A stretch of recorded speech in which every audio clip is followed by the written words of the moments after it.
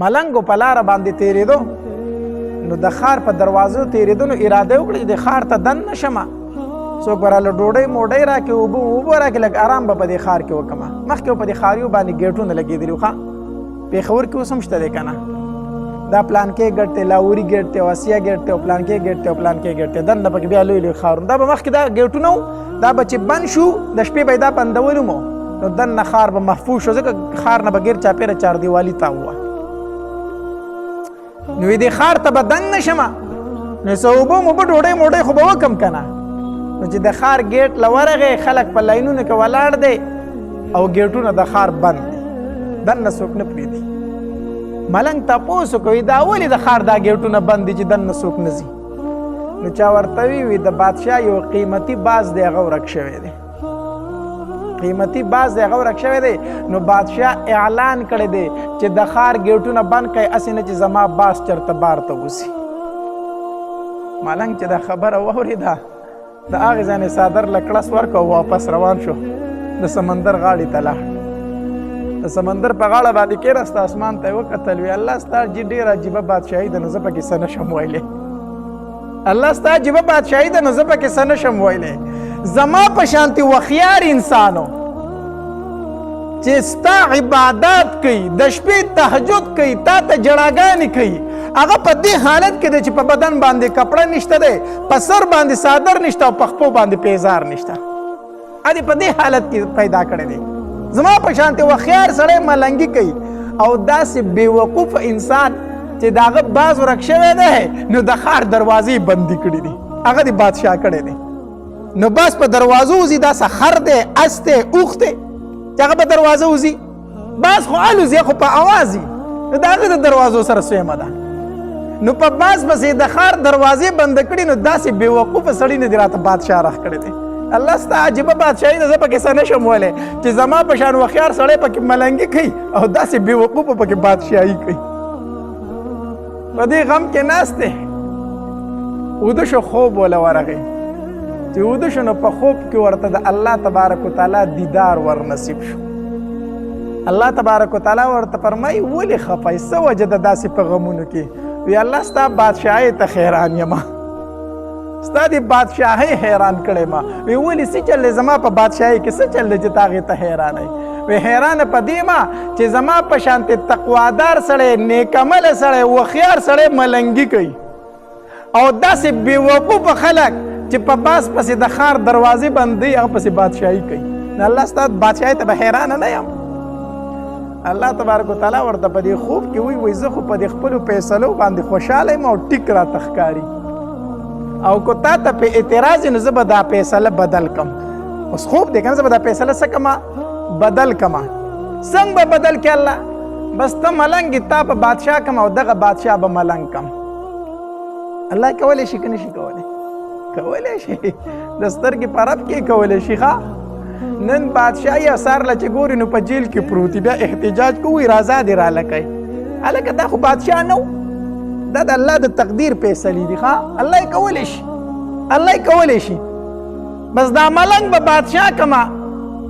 او بادشاه به ملنګ کمه که ته په دې فیصله رضا یې الله دا به څنګه کېږي زه یې کولی شم که نه زه خو پرې رضا یم چې ما ته بادشاهي میلاویږي د هغه دا نعمتونه به تاله درکم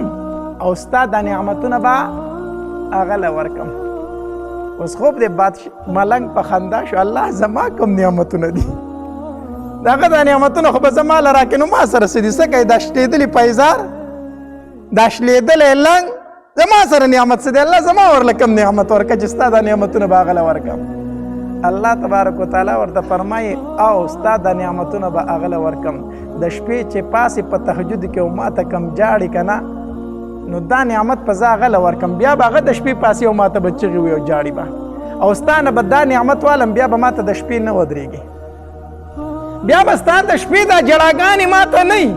ستا د شپې دا ودرېدل به ما ته نه وي په نیمه شپه باندې ستا چې زما سره کومې خبرې دا به نه وي دا به بیا هغه زما سره کوي ته به را سره نه کوي ملنګ ورته به خوب کې وي الله ما ته خپل نعمت منظور دی زه خپل نعمت هغه له نه ورکوم زه خپل نعمت هغه له نه ورکوم الله زما د خپل نعمت خوښ دی غرض مې څه و کو هېڅ در سره نشته هېڅ در سره نشته مسلمان یې د شپې پاسې تهجد کوي الله ته الله ته چغې وایي الله ته جاړي قسم په الله دا داسې نعمت دی داسې نعمت دی که نه چې په دې نعمت باندې څوک بادشاهي هم نه اخلي دا داسې نعمت دی خو د شپې د جړاګانو چې چا خوند اخیستی دی د شپې د تهجدو چې چا خوند اخیستی دی د شپې د خبرو د الله سره چې چا خوند اخیستی دی دا ځان له یو نعمت دی دا ځان له یو خوشحالي ده دا ځان له یو خوند دی د دې نه هر سړی خبر نه دی ملنګ وی الله دا نعمت خو وله نه ورکوم د هغه بادشاهي مې نه ده پکار خو دا نعمت ورله نه ورکوم الله په خپلو کارونو باندې ډېر ښه پوهېږي الله په خپلو کارونو باندې ډېر ښه پوهېږي په هر حالت کې د الله شکر ادا کوه مونږ باندې خو چې یو ټیم ډوډۍ راته سمه میلاو نه شي بس ناشکري ده یو ټیم خو ډوډۍ سمه ونه خوړه ناشکري ده بس په دې کور کې خو ته دال نه ما سوا بل شی نه پخېږي نو خو چې راځم دال خو راته ایښی په دې کور کې څه دي پلیټ له به دیکه ورکې اخوا ناشکري ده ناشکري ده په مړه ګېډه باندې به هر ټیم ډوډۍ خوري خو که یو ټیم ناره راله بس ناشکري ده په خولې باندې د ناشکرۍ خبرې دي ښځې ته به خاوند ښه راشن ورته وایي ښه خرچه به ورکوي خو که یو میاشت داسې راله چې پکې خرچه لږه کمه وه وایي ستا کره چېرته ما ښاده ورځ لیدلې ده زه خو چې راغلی م دغه وږي دي او نارې دي او بربنډې ورځې دي ستا کره شکر یې چېرته ادا نه کو دا نه و چې ټول عمر تا راچلولې ما خوړلې ده خیر دی دا ژوند دی کله به څنګه او کله به څنګه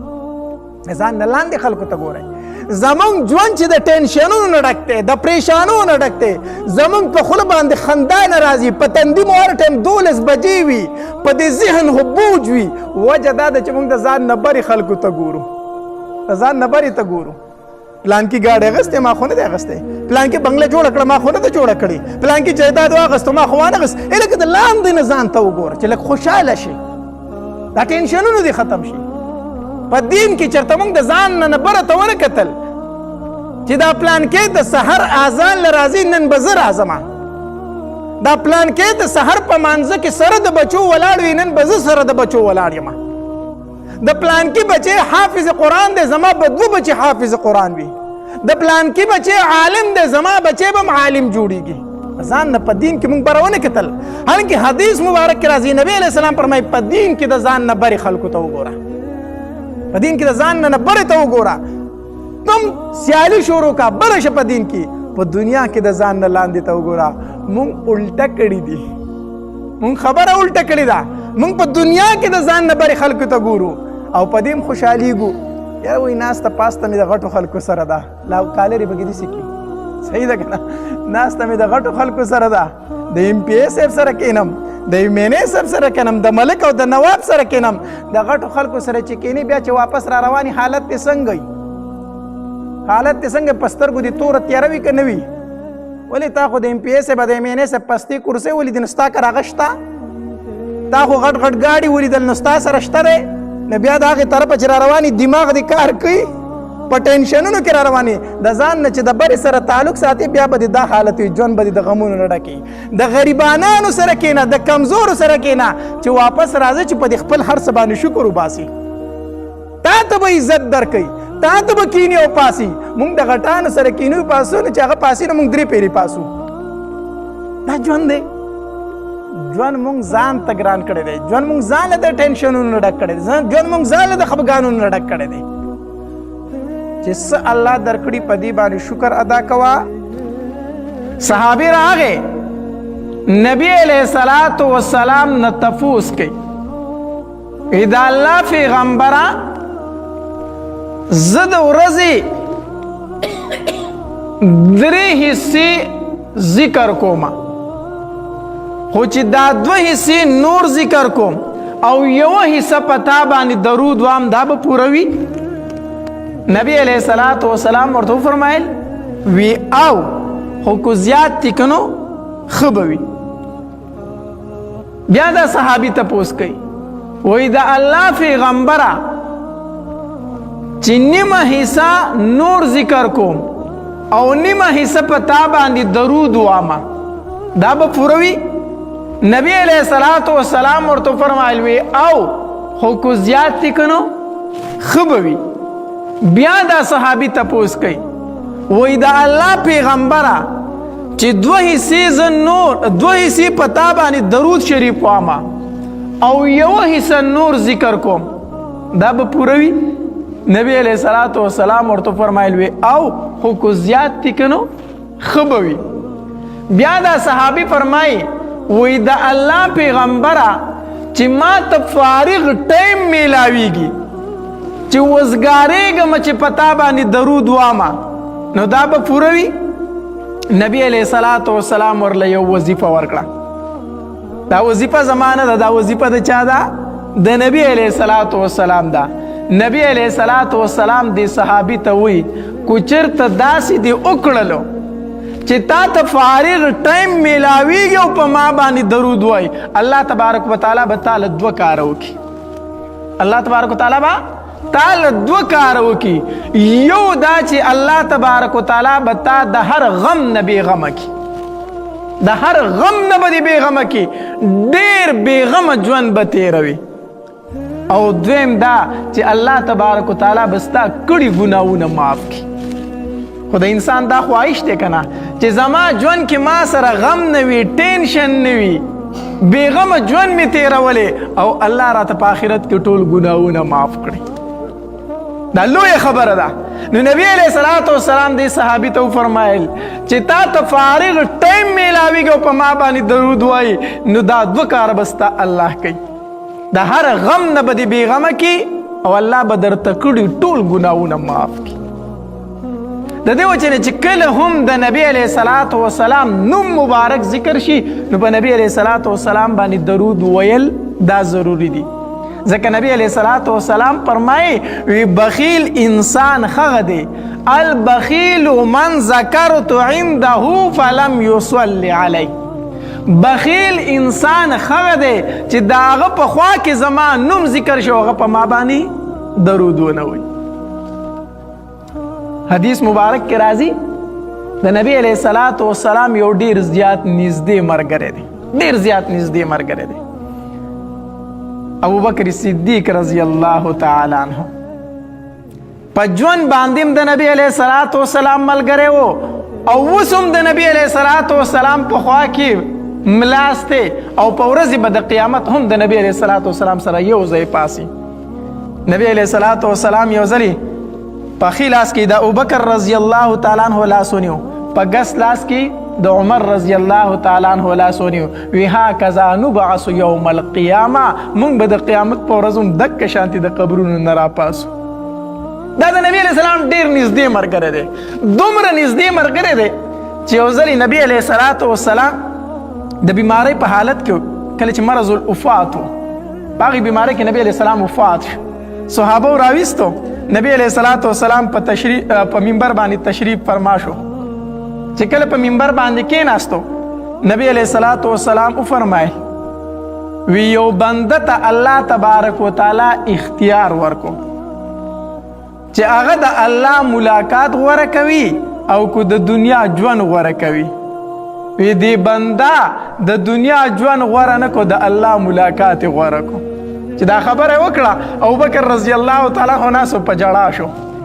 چې کله په جړا شو صحابه وی دی ولې جاړي؟ هغه خو چې یو بنده ونو.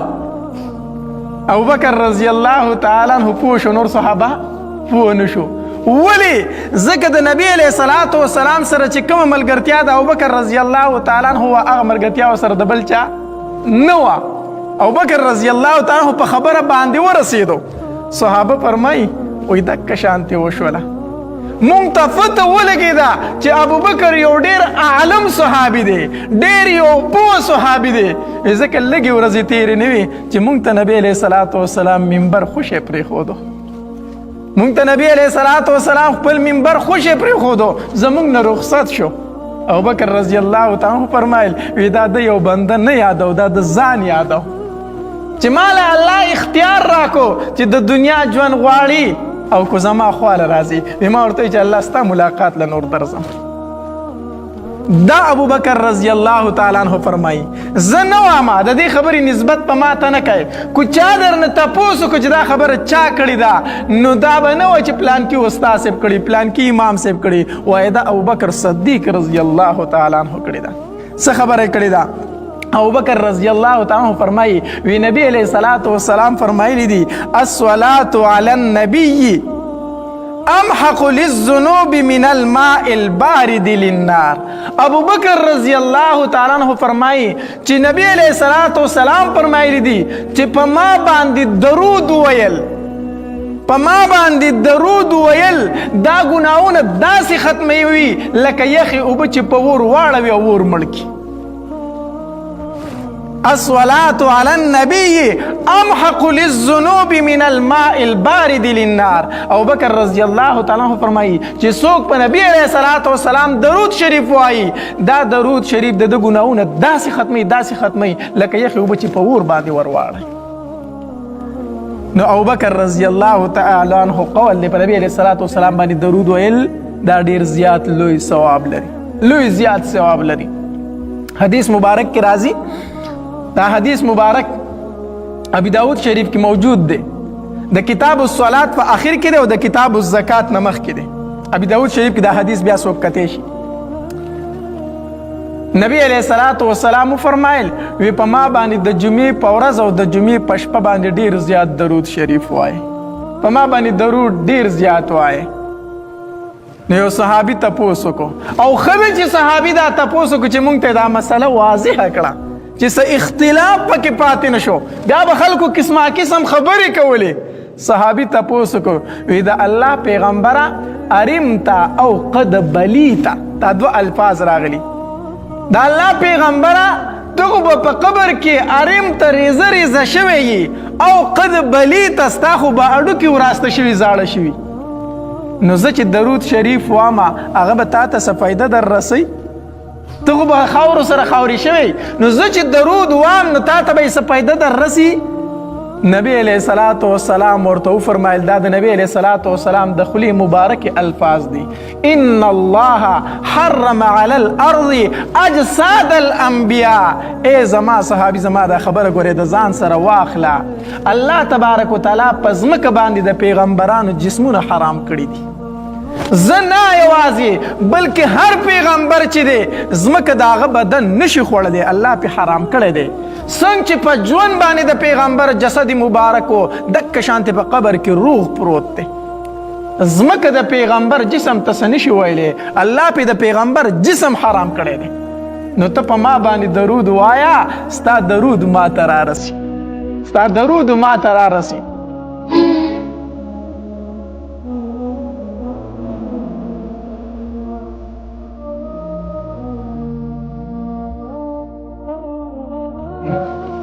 الله صحابه به د نبی علیہ الصلوۃ والسلام سره په گاوند کې وي خو خدای خبر شه چې مونږ بچرته یو مونږ به د نبی علیہ الصلوۃ والسلام دیدار وکړو چهره مبارک به راته نصیب شي او کو نصیب نشي خو نبی علیہ الصلوۃ والسلام فرمایي ما ته په ورځ د قیامت هغه انسان ډیر زیات نږدې وي چې په ما باندې درود ډیر زیات وایي دی به ما ته نږدې وي زه به د هغه انسان سفارش کوم حدیث مبارک کې راځي میدان محشر دی چې کله حساب کتاب الله تبارک وتعالى شروع کوي کنه نو د آدم علیه السلام به الله تبارک وتعالى د خپل عرش تلاندې ودري او ډېر لوړ قد به ول ورکړي الله تبارک وتعالى په بدن باندې به شنه جوړه الله تبارک وتعالى به آدم علیه السلام ته فرمایي آدم ستا د اولاد سره حساب کتاب شروع کومه ته ودرېږه ګوره ورته آدم علیه السلام به ګوري ناصافي به نظر وګرځيږي چې پرشتو یو سړی په دیکو اغسته او جهنم ته روان کړي دي آدم علیه السلام چې وګوري چې دا خو د امام الانبیاء ټول وای صلی الله علیه وسلم دا امتی روان کړي دي دا خو د نبی علیه السلام امتی روان کړي دي نو آدم علیه السلام بچغه کی یا احمدو اے احمد د نبی علیہ الصلوۃ والسلام خپل ذاتی نوم دی محمد هم دی او احمد هم دی صلی الله علیه وسلم آدم علیہ السلام با आवाज کی یا احمدو اے احمد میدان محشر دی تمام خلک چې د آدم علیه السلام आवाज ووري ټول به د آدم علیه السلام په طرف باندې متوجه شي. आवाज یې چاته کړی دی؟ امام الانبیا ته کړی دی. نبی علیه السلام به جواب ورکړي لبیک یا ابا البشر، حاضر یم د انسانانو پلارا، وای خدمت څه دی؟ لبیک حاضر یم. آدم علیه السلام به ورته وفرمایي ستا امتي فرشتو روان کړی جهنم ته بیایي، کو څه کولی شي ورله وکوله؟ نبی علیه السلام به روان شي فرشتو ته به ووایي دی راپرېږدی ماته، د جهنم ته مه بیایئ، دا خو زما امتي دی. فرشتې به ورته وایي نه عمر نه، مونږ ته د الله د طرفه اډر دی، مونږ ته د الله د طرفه حکم دی، مونږ به دې جهنم ته بیایو پرېښودی نه شو. نبی علیه السلام به بیا وفرمایي چې دې ما ته راپرېږدی دې جهنم ته مه بیایئ. هغوی به وایي نه مونږ د الله نافرماني نه شو کولی. چې کله فرشتې خبره ونه مني نبی علیه السلام به دا ګیره مبارکه داسې ونیسي او د عرش ته به داسې ګوري. الله دا د عربو عادت دی چې د چا نه معافي غواړي دا خپله ګیره داسې به موټي کې ونیسي، دا د هغوی د معافۍ صورت دی. نبی علیه السلام به د خپله ګیره مبارکه به موټي کې ونیسي او د عرش ته به داسې اریان اریان ګوري او وی به یا ربي یا ربي یا ربي، وا رب زما وا رب زما وا رب زما. الله تبارک وتعالی به فرمایي محبوبه ولې څه وجه ده؟ نبی علیه السلام به فرمایي الله تا خو زما سره وعده کړې وه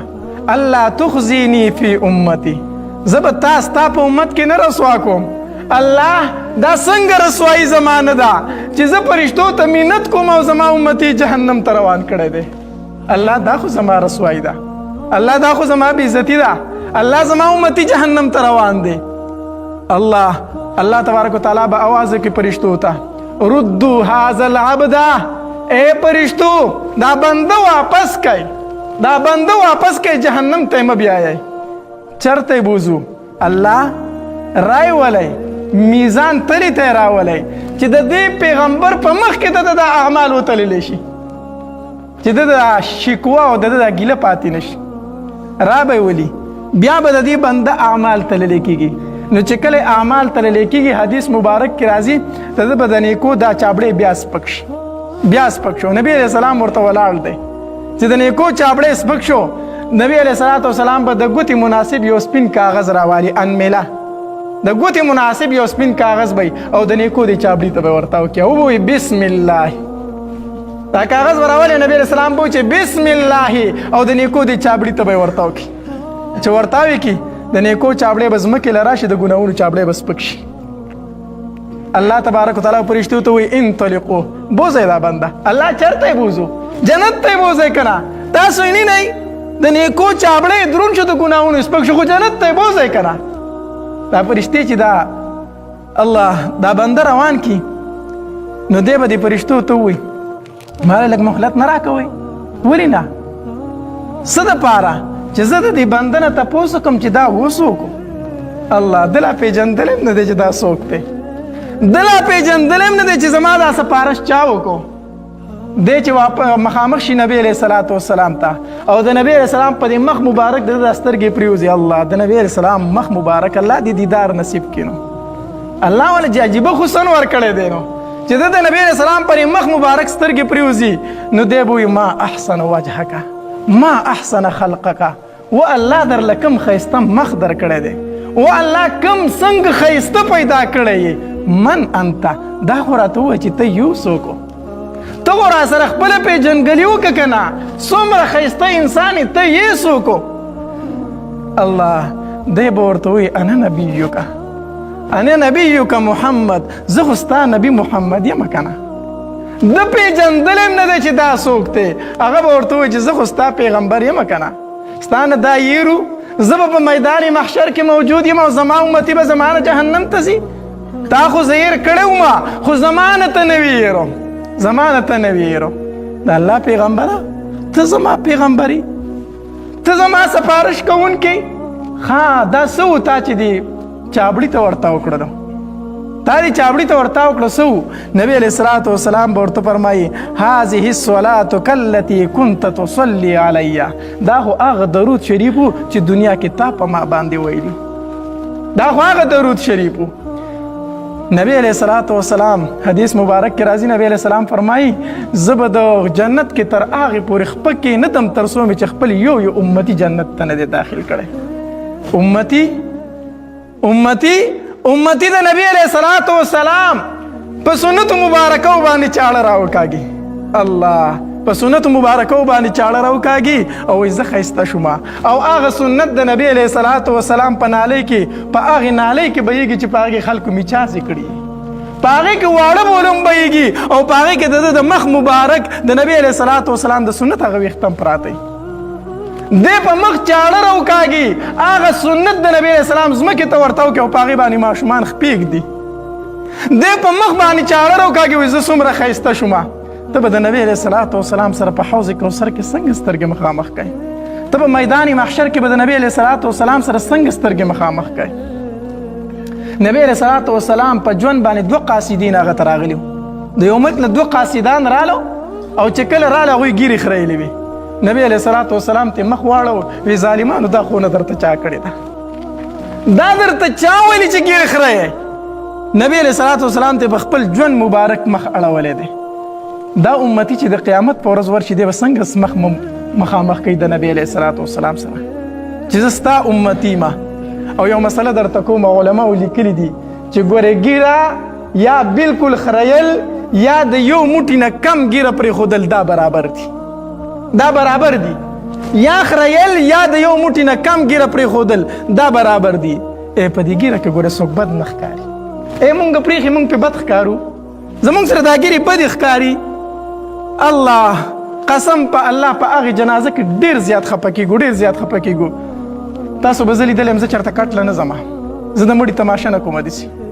ملګري راته وایي راځه چې وینو په ځوانۍ کې مړ دی راځه تماشه وکړو. زه اکثر نه ځم، زه سیټ ته چاته ولاړ یم. دا ولې چې اکثر لاړم هغه ګیرې خریلي په مخ باندې ګیره نه نو بیا خفه یم که نه،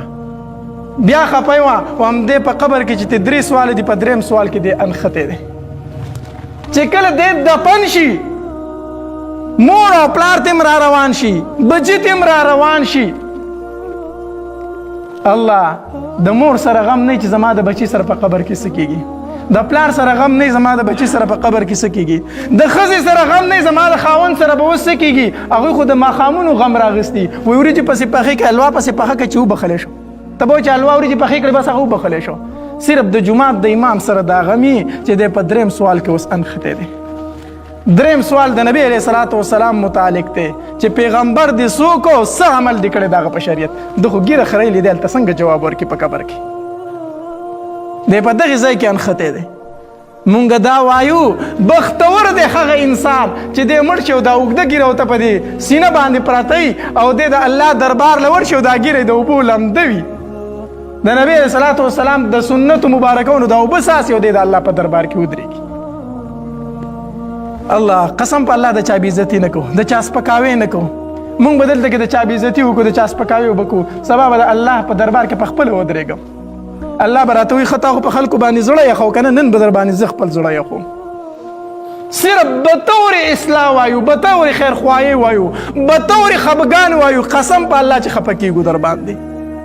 چې ګیره خورئ او د الله دربار له ورځي، په مونځ کې ولاړې، حج له لاړې، د بیت الله شریف نه تاویږي، هم په ګناه کې اختی. هر نیک عمل چې کوي په ګناه کې اختی. د نبی علیہ الصلوۃ والسلام دا سنت مبارکه مونږ خپل کو. نبی علیہ الصلوۃ والسلام په مونږ باندې ډېر زیات خفه کېږي او په نبی علیہ الصلوۃ والسلام باندې درود شریف ډېر زیات وایو.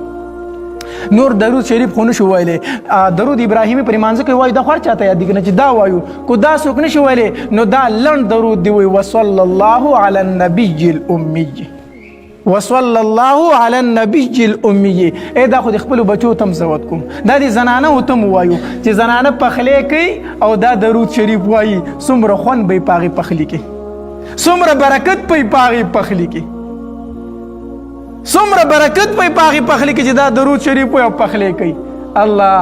اوس د نانا پخلی کوي او سرتور سر ورته ولاړی، پخلی کوي او د ګانو اواز ټاټي. چېرته به په هغې کې خوند وي، چېرته به په هغې کې برکت وي. بار خاوند له دې پوستکې په مزدورو ویستو او دلته یې ته په سرتور سر پخی او په 2م ورځ باندې سیس ختم وی راوړه. ستا چرته کلمه په خوله کې نشته، ستا په خوله کې درود نشته، ستا په سر باندې لوپټه نشته، نو برکت پکې د کم طرفه راشي. ته بسم الله وایا، ته درود شریف وایا، ته تلاوت کوه، ته ذکر و اذکار کوه، پخلی کوه، ته ګوره چې په کور کې د څومره برکت دی. د خاوند نه به د مزدورو دا بوج لږ سپک شي. الله تبارک وتعالی د عمل کولو توفیق راکړي. واخر دعوانا الحمد لله رب